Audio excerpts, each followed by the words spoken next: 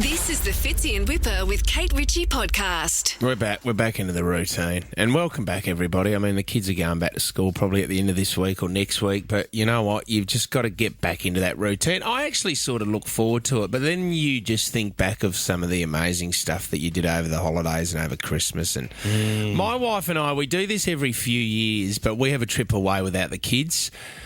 We went to Malaysia. You know what? I just love... I love Asia so much where you can just jump onto a scooter and the street food is unbelievable. We go to this website called Eat Like Bourdain, Anthony Bourdain. Sure. And you go to the places where he eats. And there's, in Kuala Lumpur, right, there's these food markets called Jalan Alam food markets.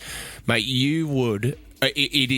It is jackpot for you. Okay. It is unbelievable. And Anthony Bourdain... What are we talking? Dumplings? He had this caramelised pork in fried noodles. You're kidding me. It was unbelievable, mate. Oh. And, you know, it cost $12. That's the thing, isn't it? And it was the best. It's probably a kilo of it as well. Well, Tommy, can we do that? I mean, we got Pay Your Bills coming up next, but can we just give away food for $12 for a feed? I love that. That's not bad. Yeah, night market tour of Malaysia, Tom, booking it for 2025. KLCC. Yeah, Kuala Lumpur was good. You know, you do things, because the kids aren't there, you go a bit crazy as well. What did you do? What was crazy for you? I vaped for the first time. Oh, how was that? Did you really? Oh, yeah, I went to a bar and a guy gave me his vape. And I was like, oh, awesome. Do you know what? Next thing you know, I'm vaping and having a pina colada. This is awesome. Oh, my God. I want to put my lips on a stranger's stick. This is fantastic. And then I'll suck it for a bit. So then at the end of the trip, right, because we like the hustle and bustle of a metro city, and then we go remote. So we went to an island called Langkawi Island in Malaysia, and we're deep in the forest, sort of up the top left of Malaysia, down from Phuket, right? And you're in Borneo, isn't it? Yeah, it's a beautiful part of the world, right? But we're staying deep in a forest. Wow. And we're you know, the first night you're on the beach and you're relaxed, and BJ and I go to bed pretty early, and so I'm going to get the best sleep tonight. You're on holidays. You still vaping at this stage? Or have you still got a pina colada in your hair? The guy from Kuala Lumpur came with me. You couldn't flick him. So anyway, we're in the room. We had a great sleep on the first night. The next morning we woke up and there was a fruit basket that the hotel left us the first day that we rocked up. Yeah. And BJ's going, oh my God, I can't believe it. Oh, no. And I've looked over and all the pieces of fruit had been nibbled on, but it obviously wasn't us. So something had been in the room overnight nibbling on the fruit. Don't. Now, some of the fruit had tiny little bites taken out of it, and then there was an apple that had like a couple of big bites. Yeah. So then, right, I was okay with it, but second night, BJ's starting to freak out, and she told me the next day, I didn't want to wake you, but I could hardly sleep last night and I could hear rustling going on. Mm-hmm. So then the third night, right, I'm starting to freak out, and I am not joking. There was something quite large in the room. I could hear, it wasn't just rustling of a bin or anything like that. Like I could hear footsteps. What? You turn on the light, and then like there's something going across the roof. We stayed there for 5 days. The third night, the fourth night, and the fifth night, we didn't sleep. Then I spoke to a local, and the local goes, it's either a squirrel. Mm-hmm. Jess, this is where you come in with a squirrel. Yeah, there's a squirrel. It's either a squirrel, rat, or there's been known to be monkeys go into your room, and the monkeys take away the night. In the middle of the night. Doesn't Malaysia have giant sea rats?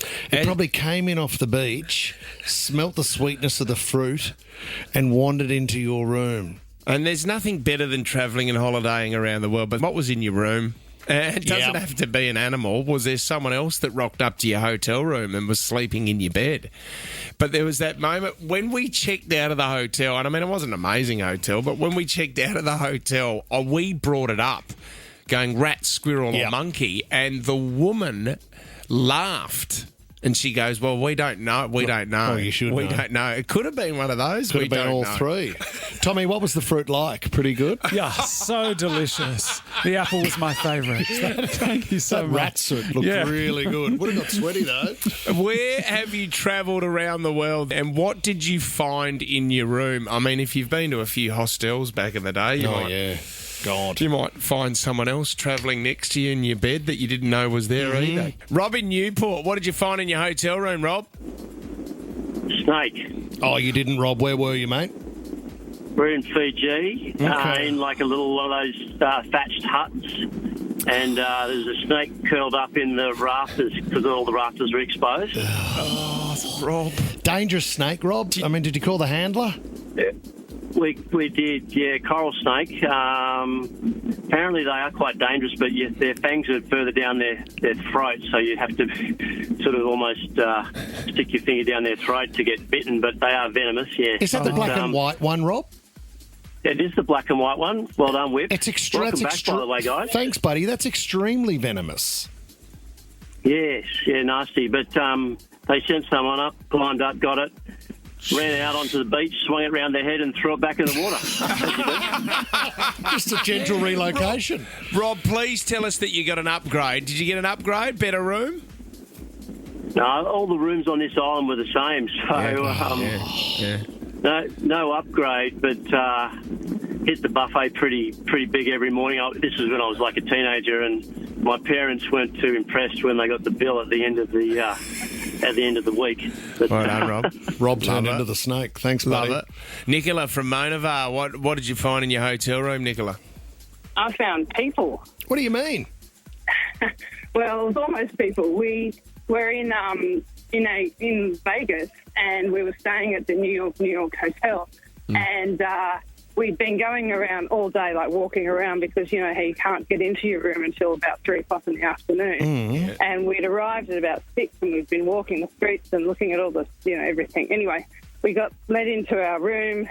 We were really exhausted, and my husband decided to go to the ice thing and get a bucket of ice and put his feet in ice because his feet were killing him. Yeah. So he went and did that. He's sitting on a chair with the TV on in his undies because we were about to go for a swim. And he's sitting there.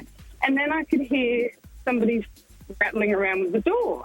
So I walked down the hallway, because you know how there's usually a hallway. Walked down the hallway. As the door opened, these 3 preppy girls from, college open the door to see him sitting in his undies, and they're like, oh my God, like this. And I'm just like, calm down. And they're like, what are you doing here? This is our room. We're like, well, this is our room. So Nicola, he'd ordered them. He'd ordered them, Nicola. Unfortunately, they were there for a dance. And he just conveniently wanted the ice on hand and his pair of undies on. Helen in Narrabeen, tell us what happened with you in Langkawi. Oh, hi. Well, I was there with a girlfriend, and we were in one of those little huts on the side of the mountain. Yeah. And we had been into town, so we had wine and cheese and biscuits to sit on the deck and have an afternoon drink. And my girlfriend was in the shower, and, here's me screaming because the monkeys came right into the room, picked up the biscuit, a packet of biscuits and the cheese, and ran off. And that was okay. They'd gone, but then they pranced around the edge of the veranda on the railing, and we couldn't get out. And so big, like they were really big, and they were hanging from the roof backwards and forwards, and then swinging backwards and forwards. And so we had to call security in the end and said, can you shoo them away? And the security guard, I think he thought I said, can you shoot them? Because they had guns. And they're like, no, we can't shoot them. But anyway, they eventually left, and that was Langkawi for us. Yeah, he opened fire with an M16 on a railing full of monkeys. Fitzy and Whipper with Kate Ritchie is a Nova podcast. For more great shows like this, download the Nova Player via the App Store or Google Play. The Nova Player.